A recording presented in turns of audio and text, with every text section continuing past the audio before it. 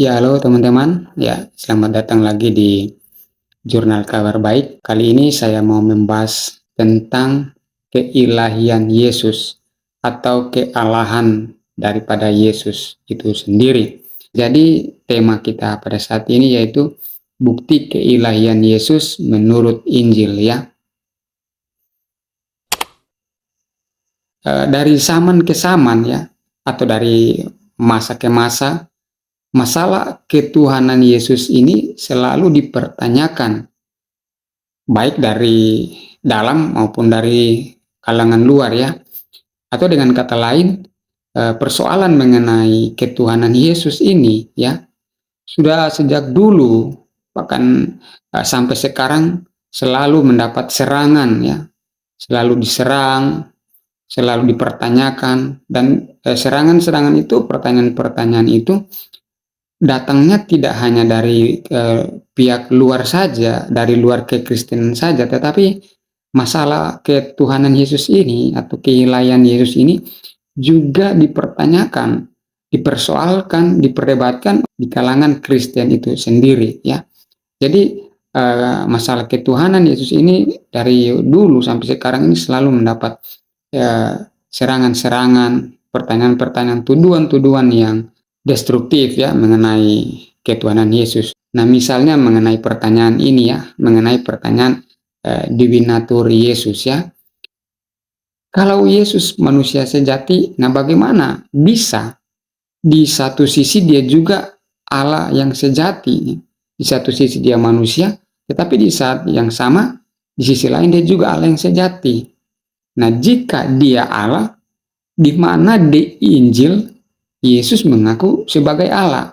Nah, ini adalah bentuk-bentuk pertanyaan yang seringkali kita dengar mengenai pertanyaan-pertanyaan kealahan atau keilahian Yesus itu sendiri ya. Nah, di sini saya akan menunjukkan bukti-bukti yang ya bisa menguatkan dan bisa meyakinkan tentang keilahian Yesus itu sendiri menurut 4 Injil, yaitu Matius, Markus, Lukas, dan Yohanes. Nah, di sini saya membagi dua bagian, ada pengakuan Yesus secara langsung dan ada pengakuan tidak langsung. Nah, untuk video kali ini saya hanya membahas dulu pengakuan Yesus secara langsung ya. Nanti di video berikut baru saya akan bahas bukti keilahian Yesus dengan pengakuan secara tidak langsung. Yang pertama, pengakuan Yesus secara langsung bahwa dia adalah Allah. Yang pertama itu, Yesus menyebut dirinya adalah anak Allah ya. Itu kita bisa lihat dalam Lukas pasal 22 ayat 70 ya. Di sana Yesus mengakui atau menyebut dirinya sebagai anak Allah. Nah, dalam Injil kita dapat menemukan kisah-kisah di mana para penulis Injil memberi informasi kepada para pembacanya bahwa Yesus Kristus adalah anak Allah. Misalnya Petrus, dia memberi pengakuan kepada Yesus. Dia katakan, engkau adalah Mesias, anak Allah yang hidup. Itu dicatat dalam Matius pasal 16 ayat 16, Markus pasal 8 ayat 29, Lukas pasal 9 ayat 20 ya. Dan pengakuan Petrus ini dibenarkan atau diakui oleh Yesus sendiri. Jadi waktu Petrus mengatakan engkau adalah Mesias, anak Allah yang hidup, itu dibenarkan oleh Yesus sendiri ya. Yesus tidak menyalahkan itu. Nah, dalam Injil Markus juga pasal 14 ayat 61 sampai 64, di sana dikatakan bahwa imam besar itu bertanya kepada Yesus, katanya, apakah engkau Mesias, anak dari yang terpuji? Yang terpuji sini ya mengacu kepada Allah ya. Nah, lalu Yesus menjawab, akulah dia. Jawaban Yesus sangat jelas bahwa ia menyamakan dirinya dengan Allah dengan berkata, akulah dia. Jadi waktu imam besar itu berkata, apakah engkau Mesias, anak dari yang terpuji? Lalu dijawab Yesus, akulah dia.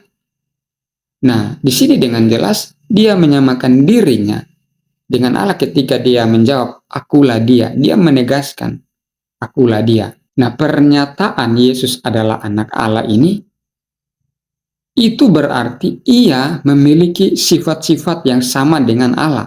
Jadi bukan berarti Allah punya anak, ya. Bukan berarti Allah itu beranak, tidak. Tapi ini hanyalah suatu istilah, ya.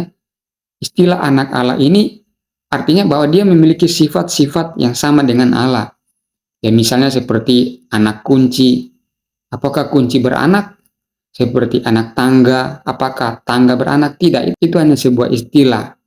Nah, di sini anak Allah mengindikasikan bahwa dia memiliki sifat-sifat yang sama dengan Allah. Nah, salah satu apologetika Kristen atau teolog bernama Josh McDowell mengatakan bahwa baik murid-murid maupun musuhnya mengerti berdasarkan latar belakang Yahudi mereka bahwa istilah anak Allah tersebut mempunyai arti yang ilahi. Jadi pada zaman itu istilah anak Allah ini memiliki arti yang berkaitan dengan hal-hal yang sifatnya ilahi. Jadi ketika Yesus mengatakan dia anak Allah, artinya dia memiliki sifat-sifat ilahi. Ini menunjukkan bahwa dia adalah Allah itu sendiri. Nah, ini pengakuan Yesus secara langsung yang pertama.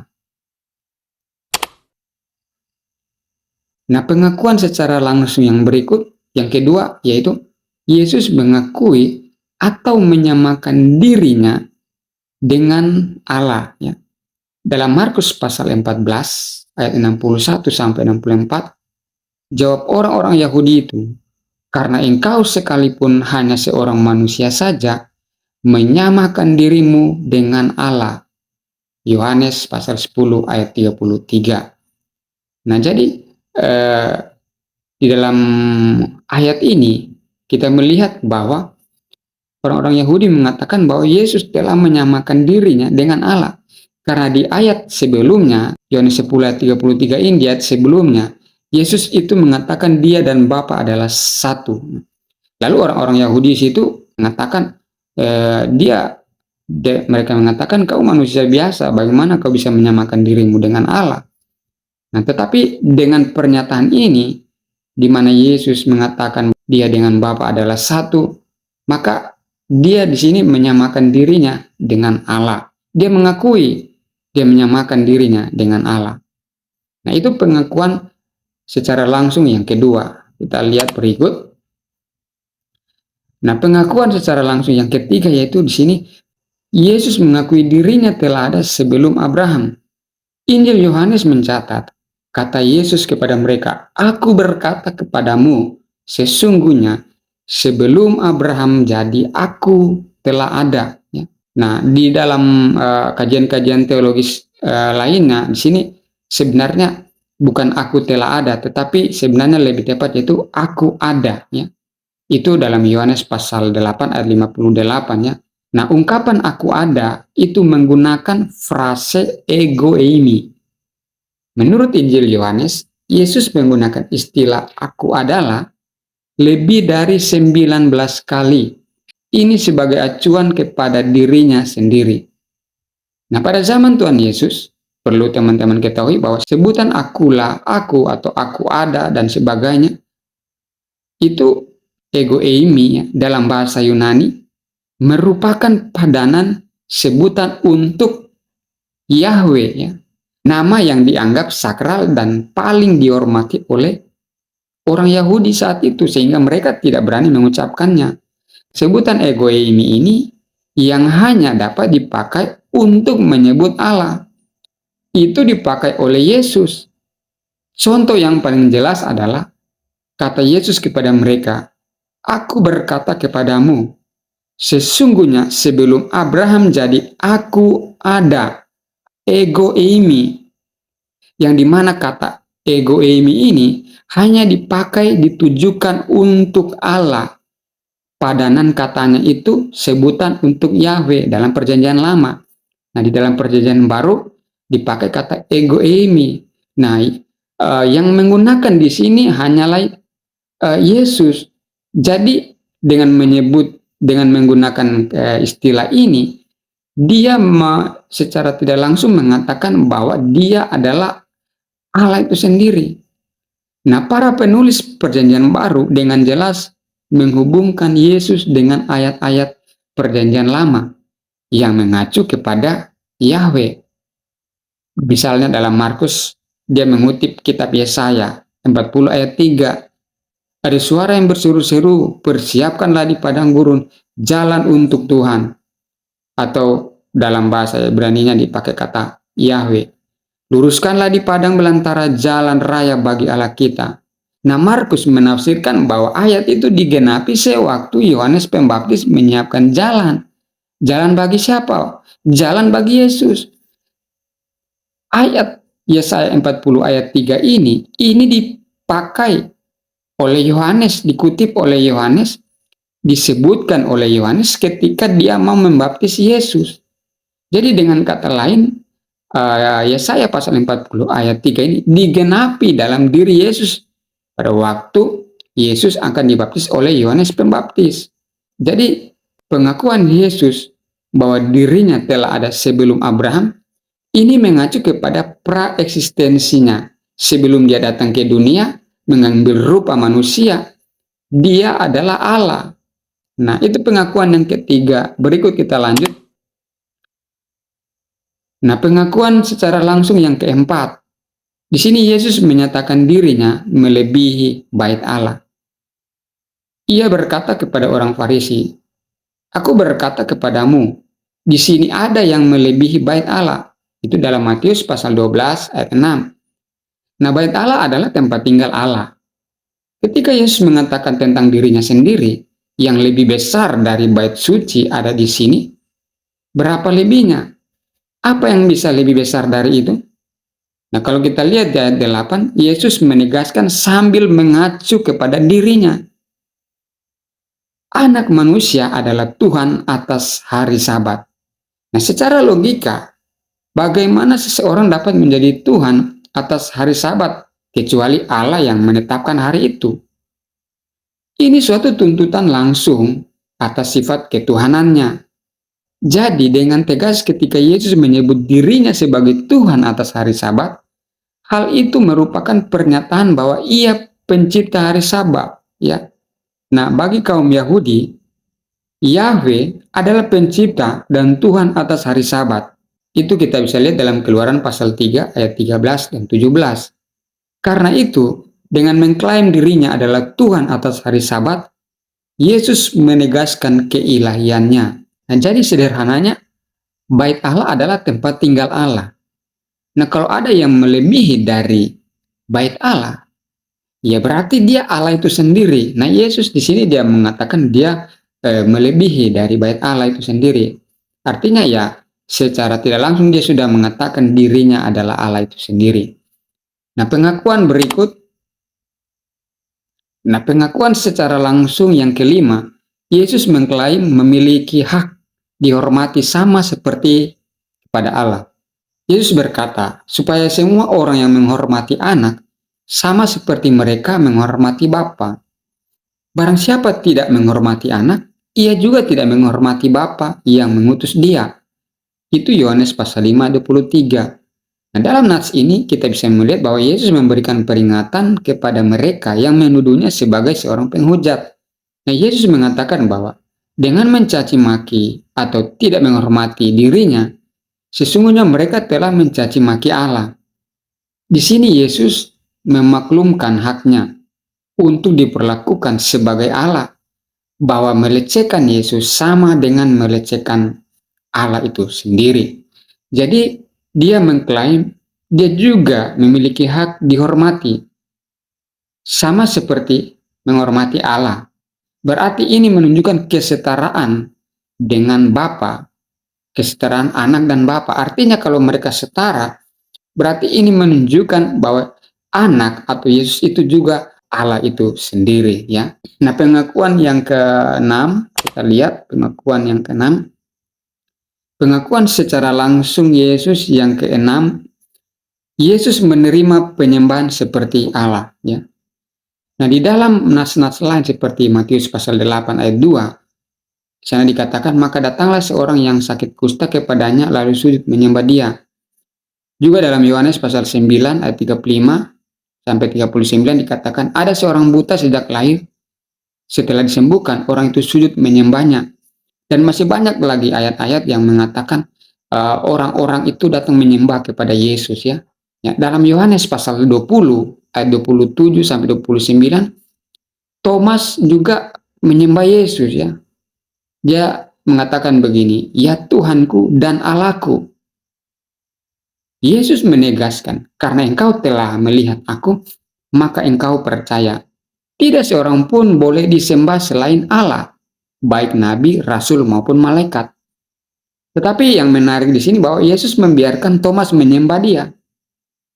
Dengan kata lain, Yesus menerima penyembahan Thomas. Nah, adegan ini akan sangat aneh jika Yesus bukan Tuhan. Kok kalau dia bukan Tuhan, kenapa dia tidak menolak untuk disembah?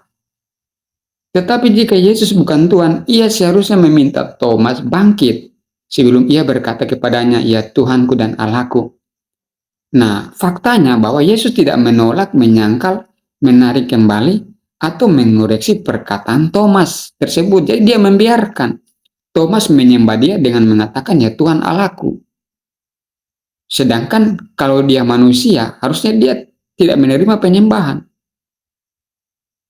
Nah, Yesus menegur Thomas karena ketidakpercayaannya, bukan karena menyembah dia. Jadi waktu Yesus menegur Thomas, ya itu karena ketidakpercayaannya, bukan karena masalah Thomas menyembah dia. Jadi di sini ayat-ayat ini mengatakan bahwa ada orang-orang yang datang menyembah kepada Yesus, dan Thomas juga sebagai muridnya pernah menyembah dia, dan Yesus tidak menolak dia disembah. Yesus tidak menolak untuk disembah. Yesus tidak menyangkal dan lain sebagainya, tapi dia membiarkan orang-orang itu menyembah dia. Kita lihat pengakuan secara langsung yang berikut. Nah, pengakuan secara langsung tentang keilahian Yesus di Injil, Yesus menyejajarkan dirinya dengan Bapa. Di sini Yesus mensejajarkan dirinya dengan Bapa. Nah, formulasi di dalam perintah baptisan agar kita membaptis seseorang dalam nama Bapa, Anak, dan Roh Kudus. Itu dalam Amanat Agung Matius 28 ayat 19. Nah, formula baptisan ini sangat jelas menunjukkan kesetaraan Yesus dengan Bapa. Nah, di sini yang menarik, ya. Kata nama di dalam baptislah dalam nama Bapa dan Anak dan Roh Kudus itu, nah kata nama dalam teks Yunaninya itu adalah onoma.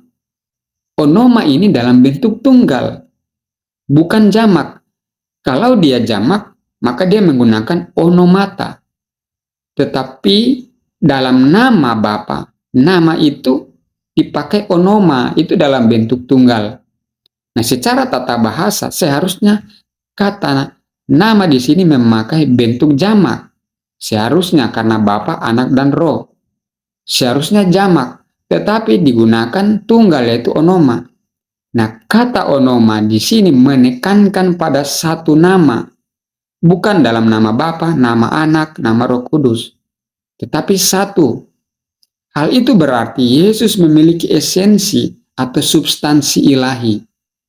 Jadi, dalam rumusan baptisan yang diperintahkan oleh Yesus itu terlihat jelas bahwa kesetaraan dan kesatuan dari ketiga pribadi itu termasuk di dalamnya. Bapa, Anak, dan Roh Kudus adalah sama, dan sama-sama adalah Allah. Jadi Yesus dengan dia menyadarkan dirinya dengan Bapa dalam formula baptisan, ini mengindikasikan secara langsung dia mengakui dia adalah Allah itu sendiri. Nah, kesimpulannya, jadi bukti keilahian Yesus menurut Injil ada pengakuan secara langsung Yesus itu di sini ada 7 bagian yang sudah saya bahas tadi, ya. Jadi yang pertama, Yesus menyebut dirinya adalah anak Allah. Yesus mengakui atau menyamakan dirinya dengan Allah. Yesus mengakui dirinya telah ada sebelum Abraham. Yesus mengatakan dirinya melebihi bait Allah. Yesus mengklaim memiliki hak dihormati sama seperti Allah. Yesus menerima penyembahan seperti Allah, dan Yesus menyejajarkan dirinya dengan Bapa. Dan masih banyak bukti yang bisa kita dapatkan dalam Alkitab, dalam Injil, tentang keilahian Yesus itu sendiri. Nah, pada saat ini saya sampai di sini dulu. Saya akan bahas pengakuan secara tidak langsung di video berikutnya. Jadi untuk saat ini sampai di sini dulu. Itulah bukti keilahian Yesus dalam Injil menurut pengakuan langsung dari Tuhan Yesus Kristus. Jadi sekian dan terima kasih. Tuhan Yesus memberkati. Amin.